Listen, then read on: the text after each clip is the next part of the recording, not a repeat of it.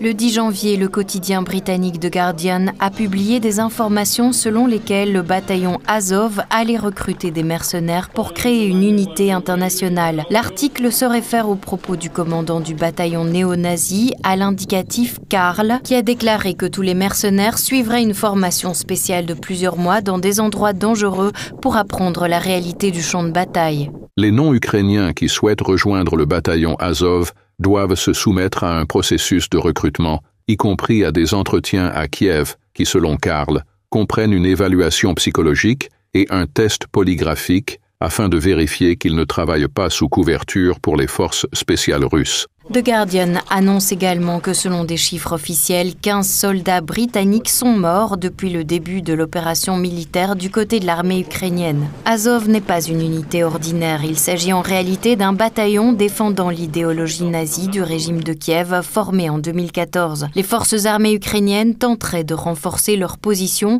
car il est peu probable que Trump poursuive la politique de Biden qui soutient l'Ukraine depuis le début avec des aides de plusieurs milliards de dollars, tout cela au détriment de son pays. En fait, ce qu'il faut, c'est que Joe Biden arrête de donner de l'argent à l'Ukraine et commence à en donner à la Caroline du Nord et, en l'occurrence, à la Californie, et qu'il aide nos concitoyens américains et qu'il sécurise notre frontière plutôt que de sacrifier les États-Unis pour le bien-être d'autres pays dans le monde. Le réalisateur américain Oliver Stone, dans une interview prise par Tucker Carlson, a déclaré qu'il n'était pas rentable pour les États-Unis d'entrer en guerre directe avec la Russie. Selon lui, Moscou pourrait beaucoup apprendre à l'Occident et devenir son partenaire dans de nombreux domaines. Oliver Stone estime que les États-Unis dépendent beaucoup de la retenue de Vladimir Poutine dans le contexte du conflit. Il affirme également que les événements de Maïdan, le coup d'État ukrainien de 2014, ont mis fin à la neutralité de l'Ukraine et l'ont transformé en un pays vraiment dangereux, tout en soulignant que les États-Unis voulaient qu'il en soit ainsi. En ce qui concerne les événements actuels, Stone estime qu'ils rappellent de manière frappante la Première Guerre mondiale.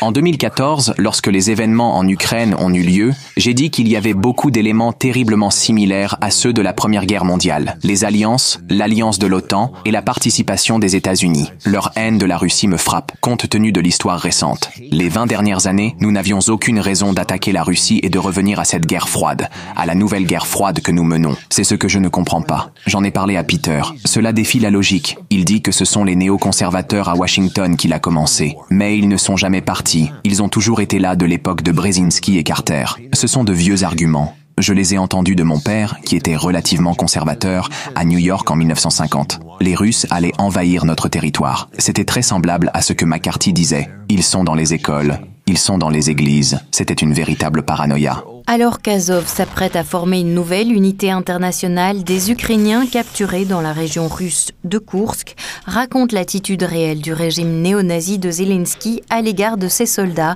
et exhortent leurs camarades à quitter l'armée car ils sont envoyés, citation, à l'abattoir. Des militaires ukrainiens racontent par exemple que leur unité a été vaincue et qu'elle a demandé à être évacuée en vain.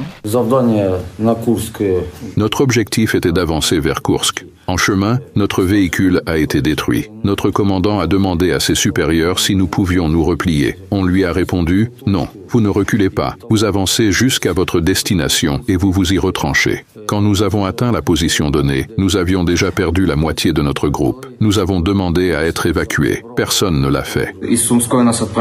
Nous avons été envoyés en mission dans la région de Koursk. Nos véhicules ont été touchés. Nous nous sommes réfugiés et on nous a ordonné d'avancer au lieu de reculer. Bien que les forces armées ukrainiennes tentent de renforcer leur position de diverses manières, l'armée russe ne cesse d'avancer sur tous les fronts. Selon le ministère russe de la Défense, l'armée ukrainienne a déjà perdu plus de 40 000 drones, plus de 20 000 chars et environ 600 systèmes de missiles antiaériens depuis le début de l'opération militaire spéciale. La formation d'une nouvelle unité étrangère n'aurait donc pas vraiment d'impact sur l'issue de ce conflit.